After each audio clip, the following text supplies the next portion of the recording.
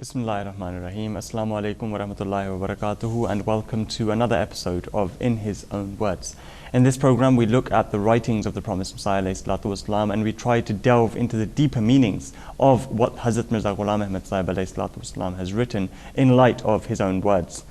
We've been talking about a message of peace, which in Urdu is called Paigam-e-Sulh, which was the last book of the Promised Messiah ﷺ, which he only wrote a day before his demise. In the previous program, just as a recap or a reminder to our viewers, we spoke about how the Promised Messiah ﷺ has said that all religions, or in fact all people, human beings on this earth, share one thing in common, and that is the belief in one creator, one deity, divine deity, who watches over his creation. Then the Promised Messiah ﷺ is emphasizing the fact that we should all come towards a point which reconciles our disputes or our differences. The differences will always be there, but those don't necessarily have to be expressed at every certain occasion, every given occasion. And this is what the Promised Messiah ﷺ is talking about. And the Promised Messiah, as we ended the program, spoke about how there is a inbuilt passion, which is understandable, and the Promised Messiah spoke about this, that there is an inbuilt indignation for their religion which people have. But the Promised Messiah further goes on to mention, and we'll talk about it, of how that can be streamlined to be of better people towards our fellow beings. Today we have with us in the program Abdullah Diba Sahib and Zafir Malik Sahib. Inshallah, we'll be taking this book further and looking at what Hazur has mentioned. Gentlemen, Jazakallah for being here. We just mentioned in the previous program that the reason for why there is so much indignation is that people, initially they were so far apart and they didn't have any understanding of what other people were believing in at that time. But the Promised Messiah said that they became so firm in their beliefs that when they realized that someone else was believing in something else, they weren't ready to believe it, they weren't ready to accept it. Their natural, innate indignation was such that it was just beyond them to, accept their religion as being true. It's just the way how, as in humanity has evolved as well, Qaasid, that initially where people would stay in caves separately, then they would learn to live as communities, then they would learn to adapt and share ideas and actually tolerate ideas as well. So now the Promised Messiah is mentioning that he brings us back to why, in fact, we all have this passion in religion. And another extract is along these lines, and I quote, "Now we return to the original subject of discussion, the age when one religion was unaware of the existence of the other. In that general state of ignorance, it was but natural that every people should have considered their own religion and their own book to be the only one. Eventually, when countries became linked to each other through the spread of knowledge, this trend of monopolizing God resulted in the creation of another obstacle in the path of mutual understanding. People began to expect the religions in every other country to agree with theirs, or else they stood rejected. It was no easy task to rid such religions of the poetical exaggerations built around them over the ages. So the followers of every religion braced themselves to vehemently oppose the other." Now again, the Prophet is mentioning that initially people would not tolerate at all the ideas of other religions. But in fact, as we know, humanity has progressed such that we are learning to live together and live in a more peaceful way as well, and to actually tolerate one another. And that's the actual message of the book. Tolerance is key, exactly. Key. And interestingly tells us, after accepting the fact that naturally one is attached to their own faith, so it's difficult to change it. But he says, obviously, we have to listen to each other, and we have to be careful with, how we deal with this issue, because everyone is attached to their own little group, especially, in those years. And he talks about the effects of what could come out of this, because some people, go out of control and end up, insulting the prophets and, the saintly people of other groups, right? So he says this obviously should not be done, because this could be an end result, and how do we deal with this? And he writes, "O dear ones, age-old experience and repeated trials have established, without question, that to insult and abuse the prophets and messengers of different countries and peoples is such a deadly poison which not only destroys the body but also kills the soul, thereby ruining the worldly prospects as well as the spiritual. A country whose inhabitants are always after finding faults in the leaders of others and constantly assassinate their characters can never rest in peace themselves. Such people can never achieve true unity who, individually or mutually, refer to each other's prophets or saints or divines with malice or foul language. Who would not be outraged at the insult hurled at their prophet or leader? In particular, Muslims are such people who, although they do not believe their prophet to be God or the Son of God, do regard him to be the most revered of all the holy men born of a human mother. To make peace with a sincere Muslim is not possible unless during discussion their holy prophet ﷺ is mentioned with respect and refined language. So, we see this problem nowadays as well. Absolutely. The issue of insulting each other's prophets. For example, the holy prophet of Islam ﷺ, there are many allegations that are raised against him, his personal life and his social life as well. So it's like the Prophet is seeing such problems from 125 years ago, and he's addressing it, that two nations who point fingers at each other can never come to peace unless they concentrate on the positive things that they have together. I think pointing fingers is one thing. Sorry, you finish your point. No, go on. Pointing fingers is one thing, but then to tarnish or to ridicule the prophets of other religions is completely something else. And today, like you said, it's like the Promised Messiah Islam is actually mentioning this very day what people should do. The Promised Messiah is saying that who would not be outraged at the insults hurled at their prophet or leader. In particular, Muslims are such who are people who, although they do not believe their prophet to be God or the Son of God, they do regard him to be the most revered of all holy men. So the Promised Messiah is defining the sanctity that Muslims have in their heart for the Holy Prophet ﷺ. And although, yes, they don't consider him the Son of God, they don't consider him to be God, but they consider him to be the most noble and the most honorable, most dignified person ever to have walked the face of the earth. And if someone hurls abuse at him, then you can imagine, if someone who has so much respect and regard for such a person, what that does for, such people. Immediately after that, then the Prophet ﷺ in fact talks about the Muslims and how the Muslims hold all prophets in extreme high regard. The Prophet ﷺ states that, as for us, i.e. the Muslims, we never use indecent language with regard to the prophets of other peoples.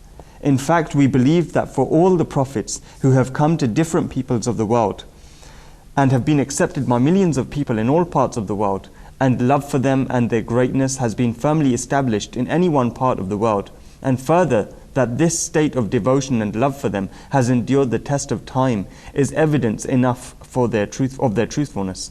Had they not been from God, they could not have been accepted on such a wide scale by millions upon millions of hearts. God does not bestow such honor upon those whom he favors. If an impostor aspires to occupy their position, he is soon brought to ruin. So, as the Prophet ﷺ mentioned, we don't consider any prophet to be false, whose teachings we find today to be so widely, understood and accepted throughout the world.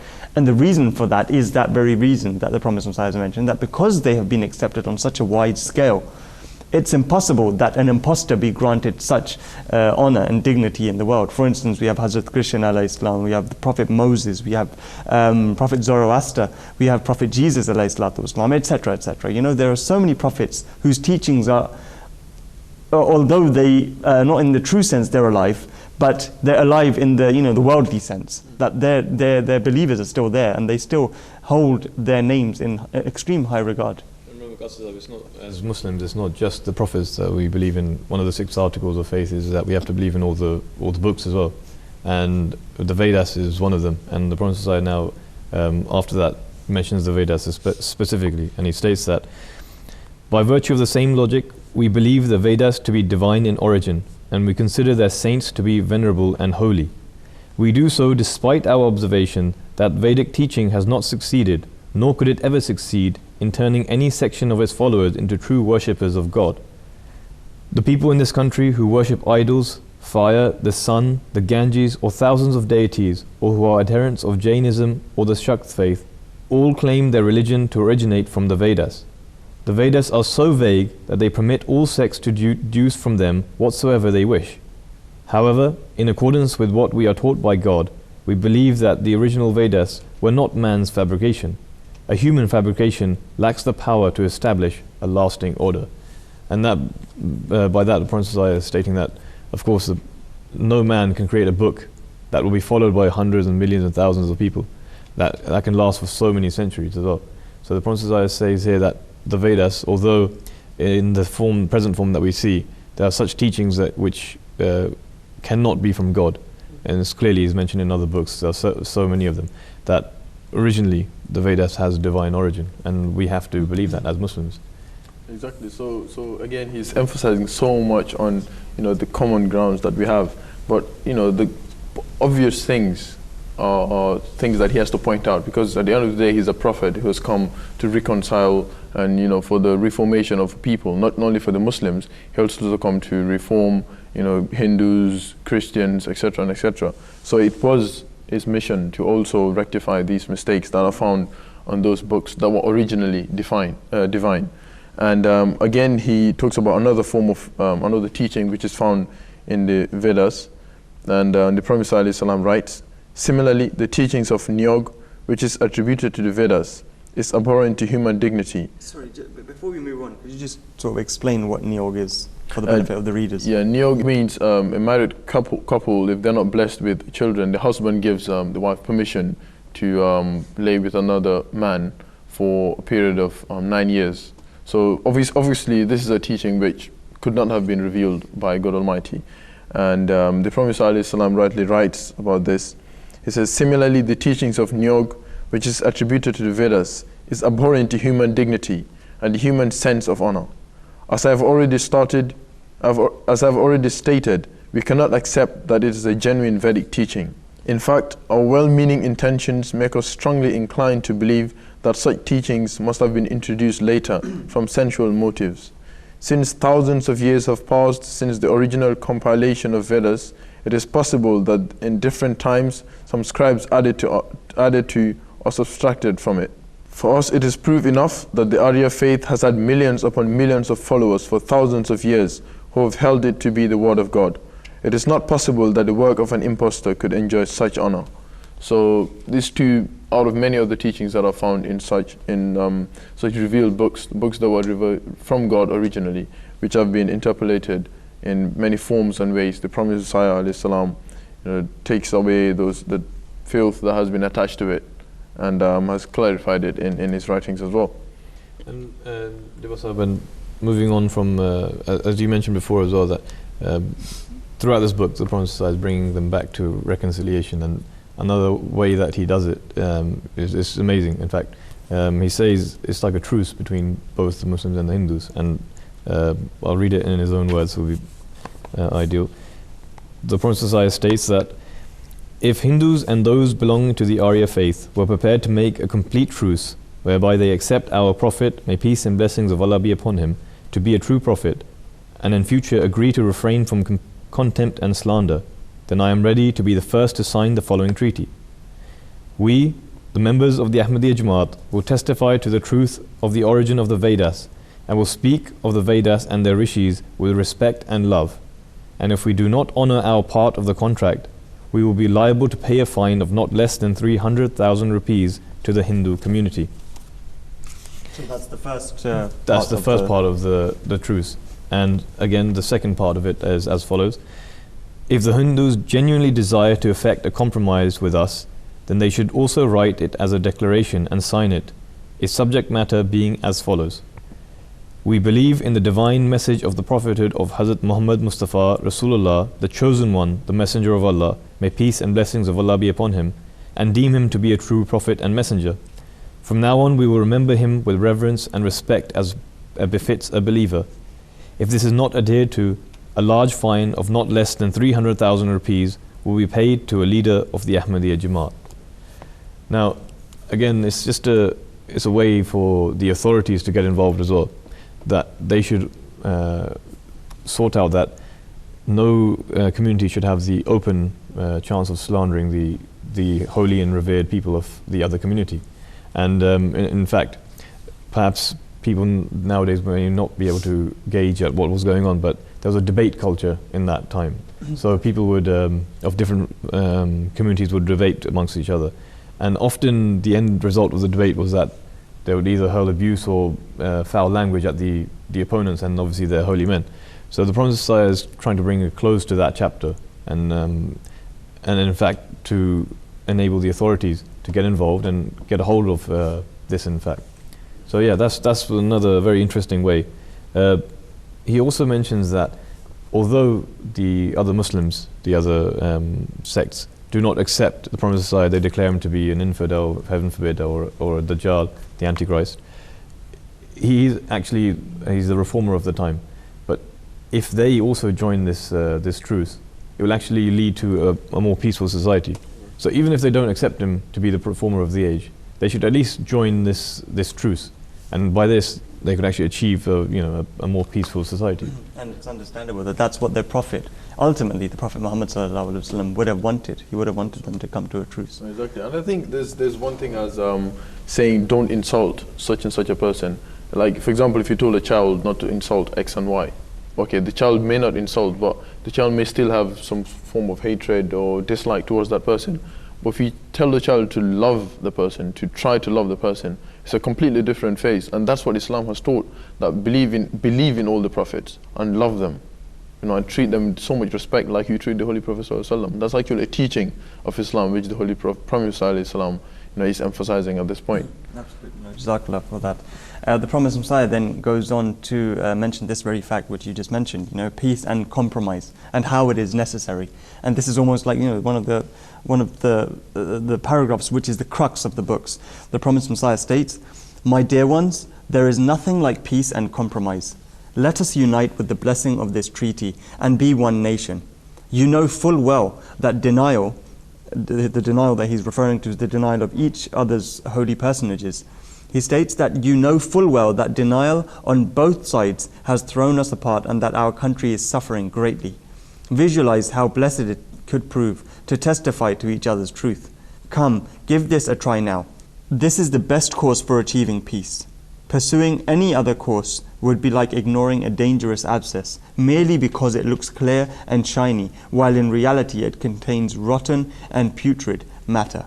So, like I said, the purpose of bringing everyone under one banner, or at least to bring them into a truce or a treaty together as one nation, is the purpose of which the Promised Messiah, Hazrat Mirza Ghulam Ahmad Sahib, peace be upon him, wrote this book. And again, the Prophet ﷺ then further goes back to the cause, the root of this problem between these two nations, these two communities in one nation rather. And because some people say that the problem came about through political differences or cultural differences, but he totally disagrees with this. He says in fact it's religion, the difference in religion, difference in faith, that has brought about this problem, and it needs to be addressed as such. Because he says that if all Hindus were to turn Muslim today, or in that day, and accept the Holy Prophet ﷺ as a prophet of God and do the practices as Muslims are doing, the problem would be gone. Or if all Muslims were to accept Hinduism, then the problem will not be there anymore, even if there were any other differences. So he said religion is the main root. That's quite ironic actually that you mentioned that religion is the root cause, and this is what the Promised Messiah has mentioned, because today, when people throw allegations that religion is the cause of all bloodshed, religion is the cause of all war, or they assert allegations that religion is the cause of any sort of violence, then you get religious clerics saying that no, the religion isn't the cause of this violence. But the Promised Messiah, Islam, ironically, is stating that yes, that's true. Religion is the cause of this. But the reason, obviously, I'm sure, the Promised Messiah Islam will go on to mention what that reason is, what the reason. Exactly. Even if today, for example, if you look at what Muslims are facing today with the issue of insulting the Holy Prophet ﷺ, God forbid, if all those people were to become Muslims today, then obviously there will be no one insulting the Holy Prophet ﷺ. So in that sense, religion actually does play a role. Another reason why it is actually religion that plays a part is because we're talking about 1908, and if you put it into a perspective, it's pre-partition there is only India. Yeah. And soon, just before this book, in fact, the Muslim League was created, and the Prophet ﷺ has hinted towards this as well, that the Muslim League was created so that they thought that the rights of the Muslims were not being expressed through the Indian Congress. So for that reason, the the Muslim League was created, and that eventually worked towards the creation of Pakistan as well. So it does have a religious aspect, exactly what the Prophet ﷺ mentioned, and that, in hindsight, we can say that was 100% true. And he addresses this issue by addressing the Muslims. He said, "O Muslims, I say, if Hindus treat you as a different nation merely because of religious differences, and you respond to them in the same manner, the matter will not end here. How can you achieve a sound, healthy relationship unless you take appropriate remedial measures against this root cause? It is possible that you may temporarily enjoy a friendship, but only superficially. The ultimate sincerity of heart, worthy of being called sincerity, can only be achieved if you genuinely change your attitude towards the Vedas and the Vedic rishis by accepting them to be from God. Likewise, the Hindus should also change their niggardly attitude by testifying to the truth of our beloved Holy Prophet, peace and blessings of Allah be upon him. Remember, and remember it well, that this is the only principle which can establish a genuine truce between you and the Hindus." So again, he calls all Muslims to accept the Vedas as a divine book, and he also calls the Hindus to accept the Holy Prophet ﷺ as a prophet of God. And if this happens, then the matter would be resolved. Exactly. And in fact, there's another very important extract that follows on from this as well, and it's where the Prophet ﷺ goes to such extent that he says that we are willing to give up some of our things if it means that we can strive for peace. And I'll just quote the paragraph. He says, "It is essential, however, that you treat Hindus with sincerity and kindness, and let decent behavior be your second nature. Refrain from all such measures as would cause them pain, except those that are essential or obligatory according to our faith. Consequently, if the Hindus sincerely accept their proposition of testifying to the truth of our Holy Prophet, may peace and blessings of Allah be upon him, and of having faith in his truth, then what remains regarding the split of the issue of the cows can be done away with. Remember, if we are permitted to eat something, it does not follow that we have to eat it. Everything permissible is not obligatory. There are many things which we know to be lawful, yet we do not necessarily practice them. To treat Hindus with decency and kindness is one of the most important Islamic injunctions." So again, the Prophet ﷺ is stating that, of course, the cow being a deity for the Hindus, we're willing to even give up beef, and we won't eat it, as long as that means that they would not hurl abuse at our Holy Prophet ﷺ. And remember, it should not be, someone may take this the wrong way and say that, because beef is permitted in Islam. The Prophet ﷺ has actually declared that forbidden. He's actually just saying that it's a permission, you can eat it. It doesn't mean that you have to eat it, right? It's like, where the Prophet ﷺ mentions that everything permissible is not obligatory. Exactly. It's a very small sentence, but it's a very comprehensive answer to this dispute, that it's not necessary that everything that's permissible, you have to do it. You can be left. If it harms the sentiments of others, then it can be left. And that's more of a sacrifice on the Muslims, remember that. Because we don't have to give that up, but we're willing to do that. Why? Just so that we can build a better society. Absolutely. And if it means that our Holy Prophet will be safeguarded in that manner. However, so in fact, the Prophet ﷺ is mentioning how we can compromise some things which are permissible, not necessarily, they don't have to be obligatory. They are permissible, they can be compromised. But the Prophet ﷺ is saying that they can't be compromised in some issues. And he states, "How can we ever be at peace with such people who, without justification and without regard for the fear of Allah, speak of our Holy Prophet, Hazrat Muhammad, may peace and blessings of Allah be upon him, with disrespect, and abuse him and refrain not from the use of foul language? In truth, I declare that it is possible for us to make peace with the serpents fed on brackish soil and the wolves of the wilderness, but not with those who make wanton attacks on our Holy Prophet, may peace and blessings of Allah be upon him, who is dearer to us than our lives, our mothers and our fathers.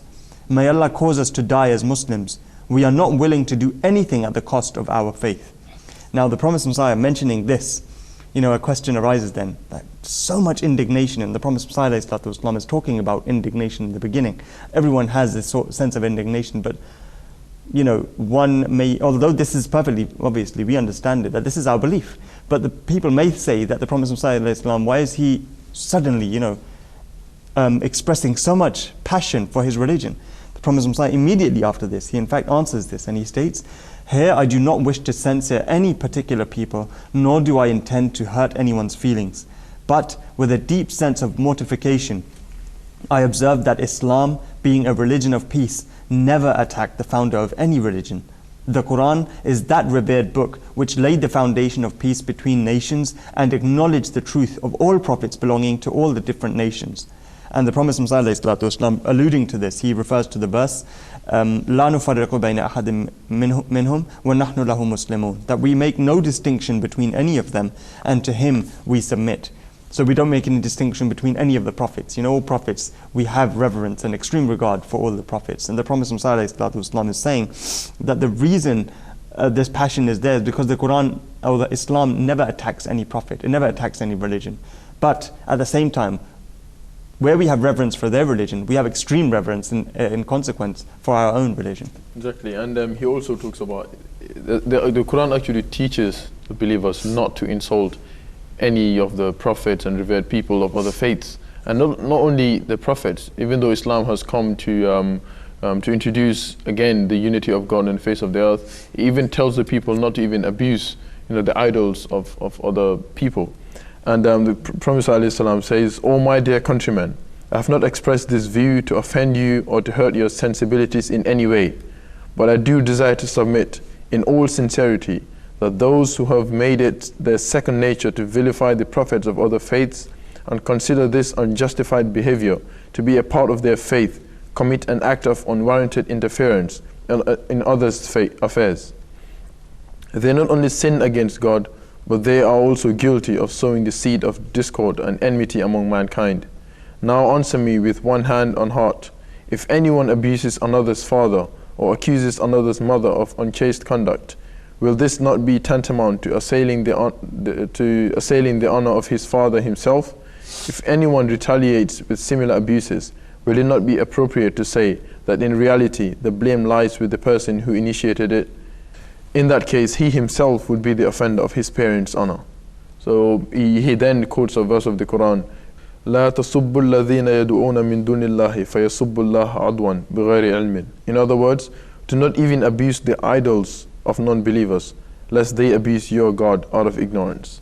So the Quran is saying, even though they're idol worshippers, but don't start this, don't initiate the abuse. If not, the Holy Prophet or the Islam itself will get attacked by these people. So in essence, what the Promised Messiah has mentioned is that, you know, you should have regard for other people's you know, sanctified things like prophets and their teachings, as you would as well, and the Holy Quran has alluded to this as well.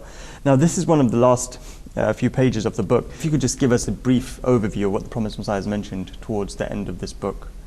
Towards the end of the book, the Prophet ﷺ draws our attention again to the need of prophets. You know, through a verse of the Quran, "Zahara al-fasad fil barri wal bahr," when there's a lot of disorder on the face of the earth. And he talks about, in particular, when the Holy Prophet ﷺ was raised, about the vices that the Arabs were involved in and the reformation he brought through showing them love.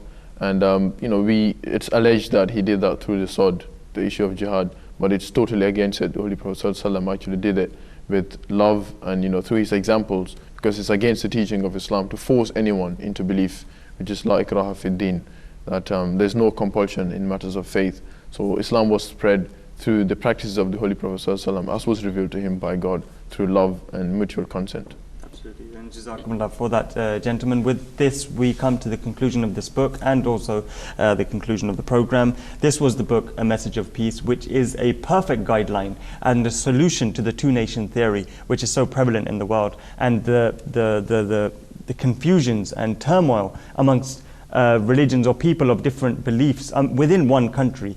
The solution has been presented of how they can coexist. This is out there, this is present on the internet, this is present in the form of a book, and this is the writing of what Hazrat Mirza Ghulam Ahmad Sahib alayhi salatu wasalam mentioned in his very own words. From all of us here, until next time, Assalamu alaikum wa rahmatullahi wa barakatuhu.